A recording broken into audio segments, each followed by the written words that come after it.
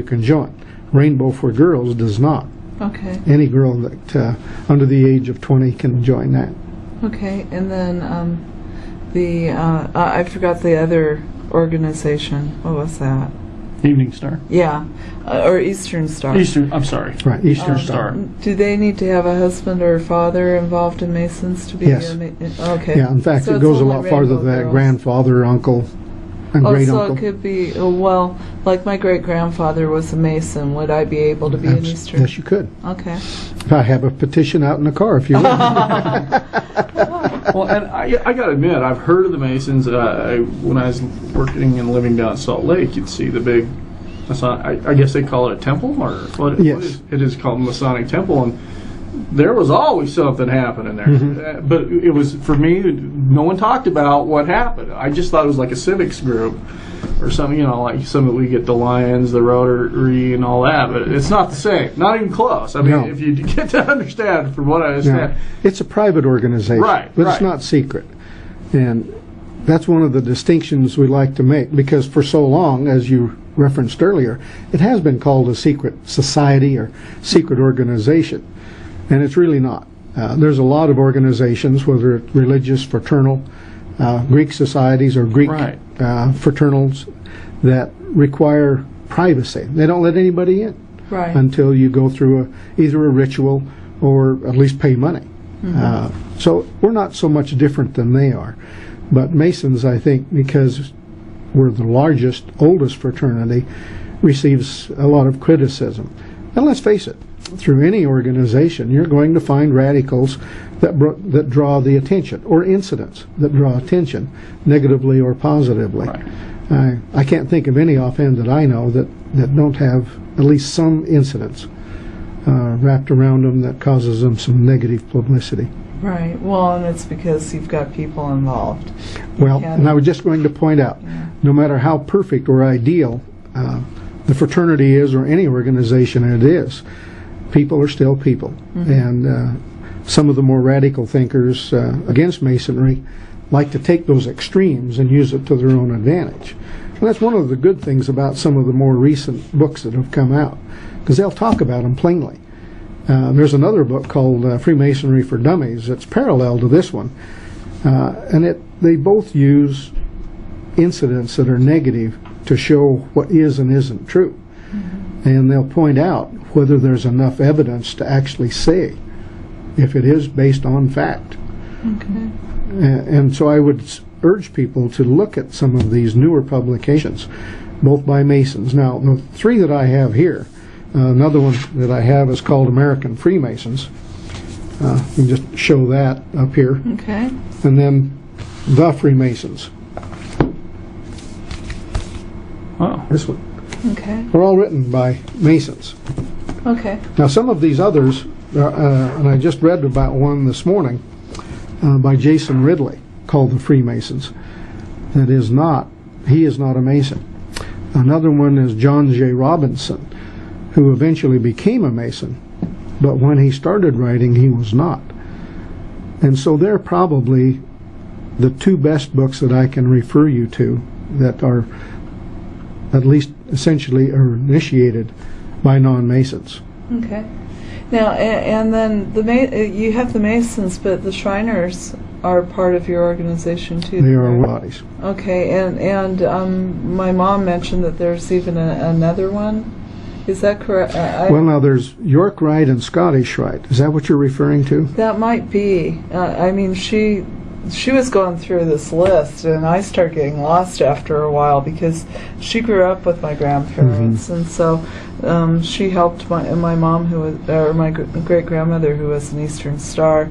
After the meetings and that, they would go in and clean up the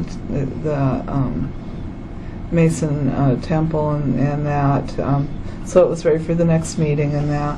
And so she knows some, but just a little bit, enough to confuse me. Well, it's interesting you say that. Unfortunately, that's one of the things that have caused us some grief. The ladies, well, some ladies obviously have learned ritual and other things. A lot more have not. Men have not been willing to talk with their ladies about what Freemasonry is. 3 or 4 years ago, we invited our ladies and daughters, Job's daughters, and people who were involved with Freemasonry into our lodge room where it was set up, and we actually went through an explanation of what we did and what our duties were in the different stations.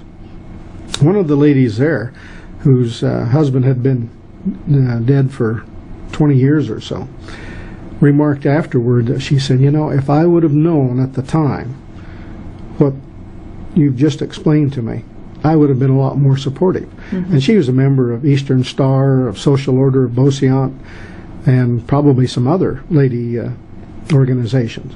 But she just wasn't familiar enough with Freemasonry itself. And again, that's one of the nice things about some of these new publications. I guess I'll have to refer to a statement made by Dick Fletcher, our secretary for the Masonic Service Association, that said the big secret about Freemasonry is that there are no secrets. Everything we do, everything that we talk about, even the signs and passes that are supposed to be private, are published everywhere. Anybody can find them if they take the time to. Most people just aren't that interested. And it's sad, in a way, that it's taken so long to come to the point where we're finally getting word out that, this is not something, a world conspiracy to dominate everybody and all their thinking. I think there have been books based on that. Oh, there have been. The conspiracy theory, and it all started with the Masons. And Right, well, and even the Da Vinci Code. Yeah, all that. It would be interesting, and I would suggest to you that at some point, if you both have a chance to read at least this and the Freemasonry for Dummies, to come back in several months, and where you've had a chance to read it and then answer some questions and see if your questions would be different than what we're doing today without any knowledge. Because we're totally, I'm ignorant as heck when it comes to the Masons. I'll tell you, so am I. After reading this, there's a lot I don't know. How many organizations there are for ladies, for instance? A multitude of them. One of the things we like to emphasize in our teachings, I guess you'd say, is that we're brought from darkness to light, and that refers to our knowledge about Freemasonry. And we hope that a Mason, once he has that third degree, because you need to have that third degree to be what we call a full-fledged Blue Mason, continues in studying Freemasonry. Unfortunately, a lot of them don't. I've got the third degree, and now it's time to take care of making a living, raising kids, and that kind of thing, which is understandable. And I have to admit that I'm probably as guilty with that as anybody for several years. But there was just thousands and thousands of articles and books written about Freemasonry, some bad and some good. But just reading this, and as you can see, I'm not clear the way through it. There's some information. Well, some of it I know generally. There's a lot of specifics that I didn't know. And so it's always interesting to read and learn more about something you're involved in.